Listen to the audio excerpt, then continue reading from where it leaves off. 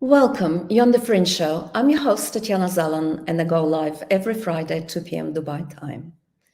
The Fringe helps you to understand the rapidly changing world and increase the odds of your success. Here we discuss technology, startups, and mental models of successful people so that you too can take advantage of the opportunities in the new digital world. Today, I decided to talk about the future human. I hope I have intrigued you. Who is the future human who will harness the achievements of the unfolding digital revolution? We, and I mean myself as well, me including, will tend to discuss technologies at the heart of our current paradigm a lot more than we tend to discuss actually the human side. Who is behind it? And in this episode, I decided to focus on three kind of phenomenon, three concepts, or rather three brief sketches of the future human: Homo Deus, Homo Digital, and Homo Creator. Homo Digital is, I don't know who coined this concept. Homo Deus is coined by Harari. Yuval Harari. And I'm sure that there are a lot more visions of the future human, and I will come probably to this topic again and again because I think it's so important. We need to understand how to nurture such a future human, how to educate him or her, and so on. A usual disclaimer before I go any further: the views that I'm presenting here, all these discussions, all the views, opinions are my own, and they do not represent the official view of the organizations and employers I'm associated with. Now, let's start with Homo Deus, and that's a notion, a concept that has been offered to us by Yuval Noah Harari. He's an Israeli historian. His books are very clever, they're very well written, a pleasure to read, provocative, and wildly successful. This book in particular, which the full title is Homo Deus, A Brief History of Tomorrow, appeared in English in 2014. It was instantly an international bestseller, endorsed by Barack Obama and Bill Gates and Mark Zuckerberg. There were TED Talks and public lectures and invites to Silicon Valley. He's also now the thought leader of the World Economic Forum, WEF, in Davos. And this is the place where all the so-called elites congregate. But before we get into how he sees Homo Deus, it's important to understand the kind of the philosophical underpinnings of some elements of his worldview in order to appreciate the vision of the human being of the future, Homo Deus, according to him.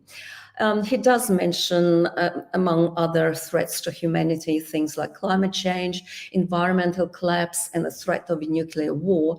But essentially, he talks about transformation and a shift in the way we think about human beings rather than the death of the human race as we know it.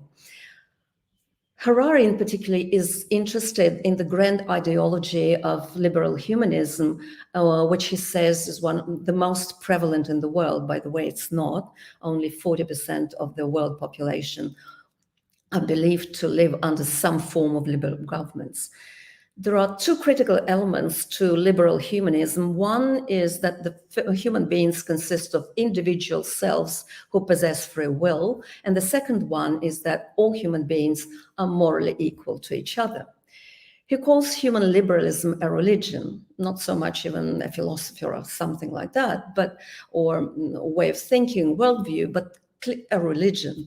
And he also saying that modern science has undermined both of these assumptions of liberal humanism. So Harari writes off completely free will. Science shows that there is no free will according to him, and human choices are simply the result of genes, hormones, and our neurons. Further scientific advances will completely undermine this liberal humanism position that all human beings are morally equal.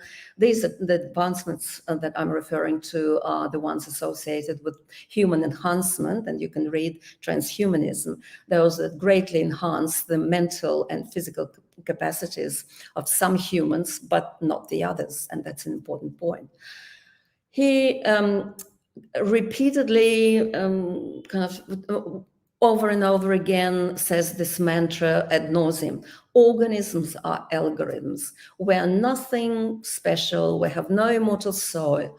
Our emotions and our thoughts are the product of electrochemical impulses, where they can be modeled, and we can use formal, problem-solving rules or algorithms to solve all these problems, address the impulses. There's nothing fixed in human nature. The only thing that can be said with certainty about human nature, that it can and will change. And so Harari argues that liberal humanism will likely be replaced in the 21st century by the new techno-religions, and he dubs them, techno-humanism and deities. So the only real thing to him are our bodies, our biology, our neurochemistry, and our bodily feelings. So the material and the physical, right? There is no place for the imaginative or the ideological side or the creative side of the human being. It's not real. It doesn't exist. He clearly rejects God and divinity, at least in our traditional understanding. The universe is devoid of meaning and purpose.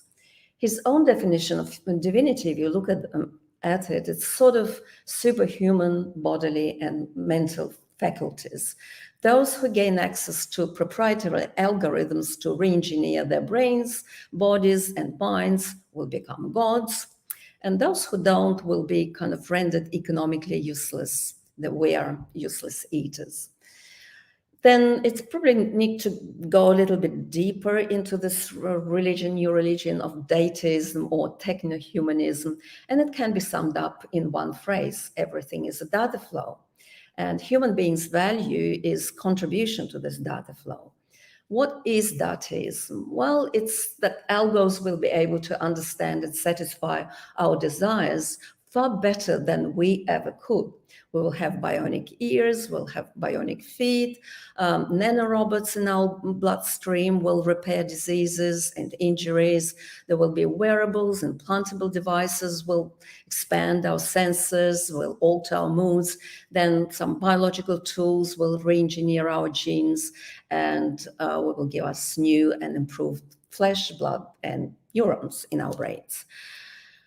Science, according to him, has discovered that human behavior, as he says, is determined by hormones, genes, and synapses rather than by free will, let alone a soul. We're easily manipulated by means of drugs, genetic engineering, or direct brain stimulation. And so, according to him, in order to raise global happiness levels, we need to manipulate human biochemistry. We must re-engineer, in other words, Homo sapiens, so that we can enjoy everlasting pleasure. I need to stop here because many people, including myself, will disagree with this completely, because pursuit of pleasure, in my view, is not the purpose of life. But once technology, according to Harari, enables us to re-engineer human minds, Homo sapiens, he says, will disappear, human history will come to an end, and completely new kind of process will begin. Our species will be upgraded into gods through the efforts of biological engineering, cyborg engineering, or the engineering of non-organic things. So when you sort of hear this or listen to this or read this, it kind of says that in order to become more godlike, we need to become more machine-like. He further says that some economists predict that sooner or later, unenhanced humans will be completely useless. So how does he see humanity's future? Well, in the hands of technical experts in biotechnology, AI, of course, computer science, cognitive science. Human beings will cease to be agents. Our authority will be taken over by algorithms that will be written by humans, these algos, and then will be written by AI itself. So what about society and humankind? There will be two classes, I'm happy to report, or should we say two biological species.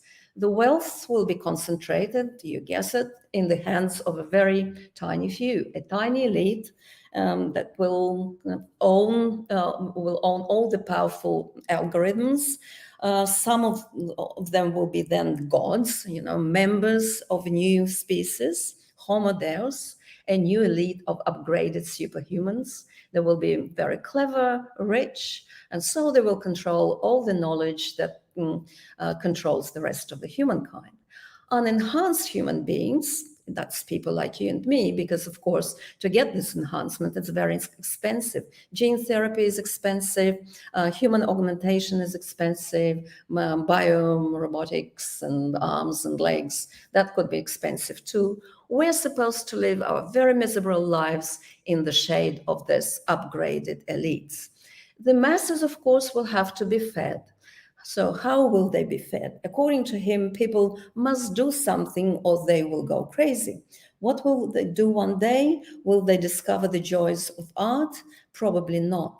It's more like that the useless masses will find satisfaction in shopping, drugs, computer games, and VR, which will provide them with far more excitement and emotional engagement than the drab reality outside. So the future will be there, but it won't be evenly distributed, very clear. It's taken directly from the script of Ready Player One. It's a sci-fi dystopian movie. If you haven't watched it, I highly recommend it. So, Homo Deus, but not for everyone. Just one group of people will be it. Okay, now, do we have anything more inspiring than this Harari's vision of Homo Deus? I recently came across an interesting report and an interesting project, which I will call Foresight Project. It was released in 2021, and the full name of it is How Will We and Our Children Live in the Next 100 Years?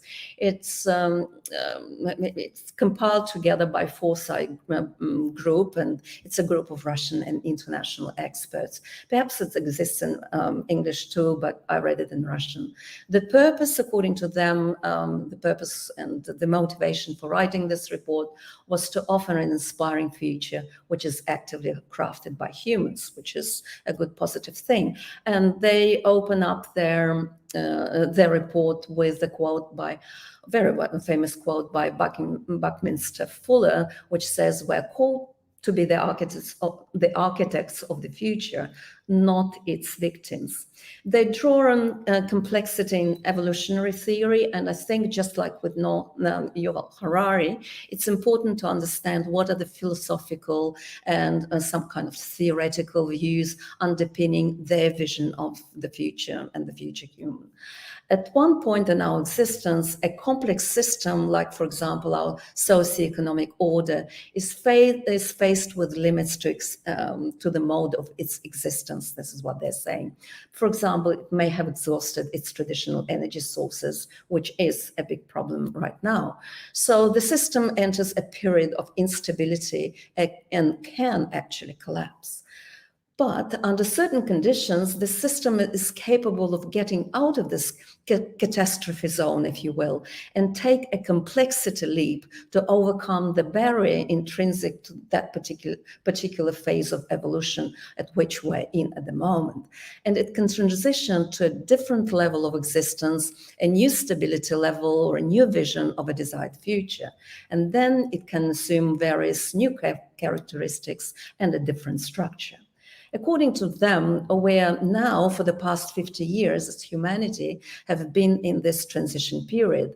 We're overcoming now the complexity barrier between the industrial phase and the new phase, which doesn't really have any name yet or clearly defined name yet. Some people, by the way, call it postcapitalism. Or maybe this is something else. So right now, according to them, at the beginning of the 21st century, we're rapidly approaching the phase of catastrophic development, if you will. There are threats to the current socioeconomic order, which are growing. There is evolutionary pressure, and our civilization is truly at a crossroads. Either it changes its principles of its own existence and transitions to a more complex way of organizing, or it collapses. We want to leap into the future, of course. We don't want to collapse, and we want to go into this world beyond the barrier that partitions the two phases, the phase that we're currently in and the next phase. And so the characteristics of this vision of the future and the processes that define it are what they call rich, regenerative, intelligent, complex, and holistic or harmonizing. And because the way we want to overcome this phase barrier is dependent on how the civilization is organized, then we can look at 4 interdependent layers. The techno-economic one, which is the base layer, then the management and governance layer. The third layer is socioeconomic, or rather sociocultural practices. And layer number 4 is worldview and thought, that is cognitive layer. And they map out this future into 100 years. I personally am not that interested into the next 100 years or 70 years plus. I think what's more important to understand is where are we now and in the near future. We live in a very complex world, which is volatile, and predicting anything beyond 10, 15 or 20 years, I think, is a bit of a stretch, right? So we're looking at what's going to happen in the next 15 years. And I looked at these 4 layers of what they're saying will happen there. So starting with economics, we're going to transition to new energy sources and circular economy. There will be a rejection of the old consumption-based economy. I think that's a good idea. That creates new wants and unprecedented pace, so people want things they don't really need. Sharing economy will be part of it, virtualization, moving online, new contractual work, and gig economy, they see a place for it too.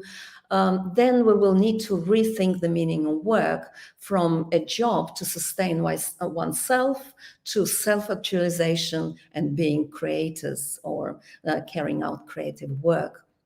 And they see, interestingly enough, UBI, or Universal Basic Income, as a means of doing this. And I'll come back to this important point about UBI further on. So that's the first layer. The second one is management and governance. And in their view, it's all about things global, like global policies on climate change and ecology, carbon tax, global fiscal policy, like universal global corporate tax of 15%. They're talking about global biomedical policies, requirements of PCR testing, ID passports, vaccine certificates as a condition of free movement across borders. So very, very global perspective, if you will. The third layer is socio-cultural practices. And I was personally particularly interested in education because I'm an educator, how they see the kind of future graduate. They correctly point out that modern society, given the level of uncertainty that we live in, needs a very different type of an individual. It has to be an achiever, a creative person, non-routine thinker, quick, reflexive decision maker.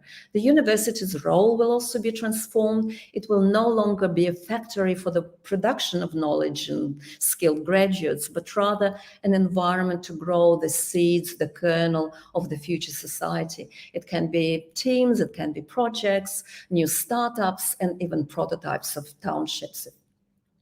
And then they're also saying that education is going to be student-centric and learning will be continuous. Who could argue with that? And the fourth one, which interested me probably most of it all, is kind of the worldview and thought layer or cognitive layer. And what they're recommending is to adopt the feminine way of thinking. In other words, the way of thinking that's more intrinsic and natural to women. It's emotional, empathetic, and intuitive. Feminization of management and embracing female leadership is also what they recommend, because female leaders tend to be long-term thinkers and long-term oriented. They are non-confrontational. They are careful risk takers, and they have a systemic approach to solving problems. There were other interesting cognitive elements that this report mentioned, and particularly the role of AI. AI, they see it as a way, as a tool to help a human to find a place or role for his or her talent, whatever is in high demand, and helping them to show the way how this talent can be nurtured. They also talk about new forms of human organizations that are being born. They call it hybrid collective intellect, collective human machine systems combining the power of individual perceptions and thinking with collective co-creation and machine learning. So things and processes like goal setting, decision making, learning, and creation will be what humans do, while AI will have a supporting role like document search and analytics. They also see a role for immersive AI, haptic interfaces, brain-computer interfaces, implants, and non-invasive devices, and that will form, in their view, a new communication milieu, or what is sometimes referred to as neural net. Now, I personally have a couple of reservations or problems with this vision. And I'll start with the first one, which is around all things global. I don't think that there is anything global anymore. Arguably, the elites stopped globalization with COVID. We live in a multipolar world. There are different visions of the future. The Anglo-Saxon vision, Europe has a different vision, Eurasia, BRICS, Africa, you name it. It's more about multipolarity rather than one single solution for each and every country. Every country and every regional bloc will find their own solutions, I think. So all these things, global transition, global management and governance, global ID, global vax passes, I simply don't buy into it. But my biggest kind of concern and criticism is related to the other part, and that's how they see creative work on UBI. So creators on universal basic income, it's kind of two things antithetical to each other. And particularly I see a problem with that if this UBI is tied to some form of digital ID and programmable money, or CBDCs, central bank digital currencies. There are limits, I think, on human creativities and freedom. They're not boosters of this creativity. My view is if indeed we people have to be engaged in the economics of self-realization or economics of mass uniqueness, as they say in their report, then we produce unique products and services, and we need to be adequately compensated for this uniqueness, right? My question to them is, does this also mean that classes will disappear, almost like a la Harari? And in particular, will there be a middle class? What about the elites? Will they be also on the universal basic income? It's hard for me to imagine. In generally, I don't think it's vision. This is a very compelling vision to me. It's almost like a reflection of Homo digital view of humankind, which I don't subscribe to. So I think what we need to have is really a better vision. The visions tend to be either no positive and inspiring visions of the future, everything is about crisis or anti something, or this vision tends to be very, very vague. Just recently, I listened to an interesting video where educational bureaucrats were asked by a journalist what would the future graduate look like. And there was really no clear answer past, well, some form of digital literacy. In other words, they should be able to press some buttons. And that's a very impoverished view of humankind, I think. What needs to happen, and here I'm drawing on some views of Dr. Averyanov, because I really subscribe to what he's describing and his worldview, although I do have my own ideas, of course. Firstly, let's start with science, as it plays such an important role. Science in human beings, not so much even technology, science. And it's symptomatic that a lot of scientific effort in the last 50 years of the 20th century in the West, and that's particularly the US, because it's the large investor in R&D, was channeled into a very narrow path. It's the internet, mobile networks, VR, and artificial intelligence, of course. These technologies are responsible for virtualization, or I would say distortion of reality. And these technologies, by their very nature, take humanity and the noosphere as a very close system. And at the same time, important work, for example, in space exploration, if we look at these past 50 years of the 20th century, which could have taken humanity beyond our confines, beyond the planetary boundaries, they didn't receive significant funding at all, particularly past JFK. And although the idea of UBI may be seductive, it's dehumanizing. Jaron Lanier, who is considered to be one of the fathers of VR, maybe even the father of VR, is very highly critical of UBI as a solution to this AI type of apocalypse, because it robs us humans from our intentionality, individuality, and agency.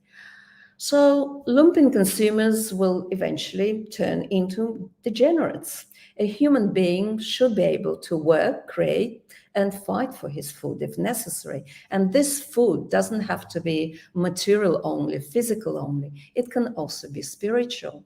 So to live like a hypnotized, vegetable in the world of endless virtual entertainment and pleasure seeking, a la Harari, is really shameful. There will be opportunities for all human beings in the new world to self-realize and self-actualize. And yes, mass customization will be part of it. We will gladly compensate talented craftsmen and talented artisans who create exclusive furniture and clothing and shoes and beautiful household items, and generally make the world around us a lot more pleasant and beautiful. Probably you have noticed this big necklace that I'm wearing right now. It's a really big piece of jewelry. You can't miss it, can't you? And it's also coming from a very talented craftsperson. It's very unique. I don't think it's produced in a factory at all. And it's filled with love and beauty and really precious, very precious to me. Well, let's continue this on the topic of where could we have been and where not, because we were somehow deprived of this scientific progress as humans. We could have been interplanetary species and also gone into ocean exploration as well. We are going to space not only because of economic considerations, like planetary resources are running out, or there may be valuable resources on our planet, but because it's kind of a missionary act as well. It's very interesting that Kennedy, when Gagarin went into space in 1961, didn't see it as much of a military operation or a space race at all, but to him it was a victory for all humanity. I personally see the human of the future as an optimistic, visionary, a dreamer, an all-rounded individual, very well educated and with high-level communication skills. You probably noticed that the war that we're fighting at the moment is a war of semantics as well. It's about meaning, signs, and symbols. I also see this person as creative, nonconformist, and of course having very high moral standards and values that transcend the boundaries of one particular culture or even one particular religion. I think that the person of the future is going to be a happy non-consumer, because happy people don't consume as much. And by the way, there is a very interesting Harvard study on happiness and healthy aging that's one of the longest running empirical surveys in history, and it found a very strong correlation between happiness and close relationships like spouses, families, friends, and social circles. So be happy, future human, and it's time for Homo Creator, I think. I hope you enjoyed this episode. I certainly enjoyed putting it together for you, very different visions of the future and the future human. Thank you for joining, and I will be again with you next time, next Friday, 2 p.m. Dubai time. Thank you.